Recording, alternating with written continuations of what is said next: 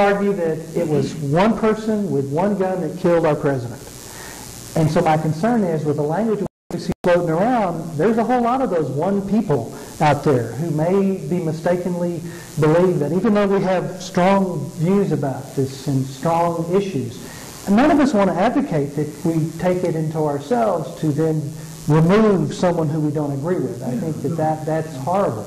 But yet there's this rise in the language, or at least one of my opinions is most of us understand what we mean, but then there's some people out there who might be living in a little cabin somewhere and they decide, I got to do something.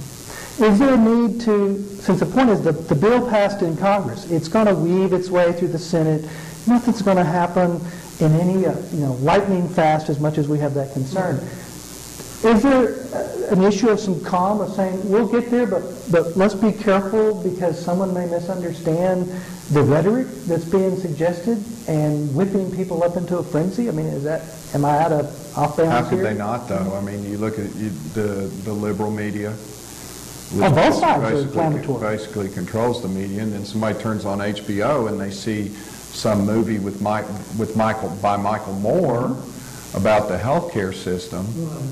And Hollywood's giving him these awards for, brilliance in cinematography or whatever, and he makes these movies saying that these poor people from Canada came in here on vacation and they were in an accident, and the United States government isn't paying for their health care, and that's a crime. And that's what people see. That's all they hear. It's the unfortunate thing is they don't see anything else, and they, in most news outlets, they don't hear anything else. Which is again why I'm saying here we have, I think, people who've had a discussion this evening, and so I would like to say to those who might be watching this, take a breath. I mean, be careful what you say. That I work with individuals who get delusional at times. And we have a whole lot of firearms around in the United States. And whether it be to take out the president or decide just to go spray a crowd, please understand, we've always been a feisty people. But understand it's language and we're not trying to incite action. And we have to serve as a counterforce to those people who do, whether they mean it or they imply it.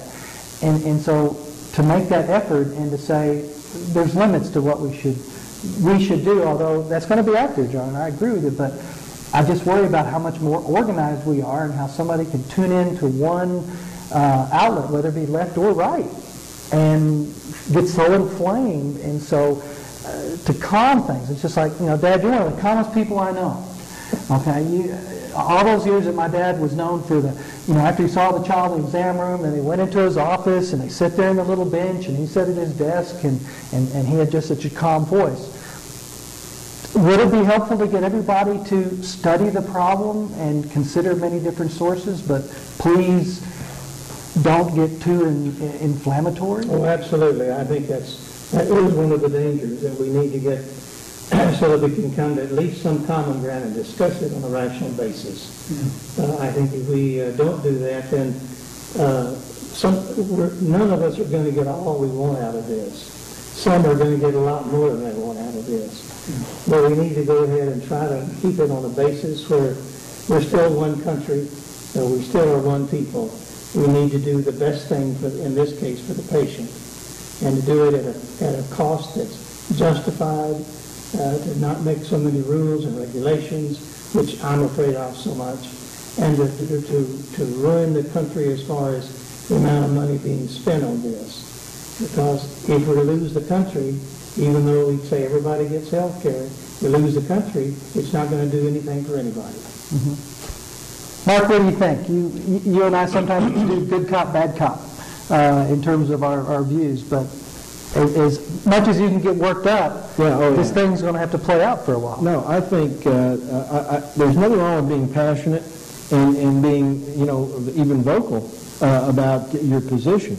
But it doesn't have to be mean-spirited, and it doesn't have to be something that denigrates another side or another issue.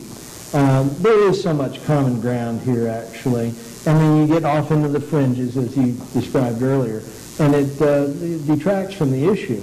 Part of that is the internet society we live in today. You know, it's easy to put something out there right quick, and people become inflamed by it. And there's not much truth any more truth in the internet than there was in the old newspaper or the magazine. I mean, you can't believe everything you read. And but there's a whole lot more in front of you to read now. Mm-hmm. And we typically, as a society, have adopted, I saw this on the internet.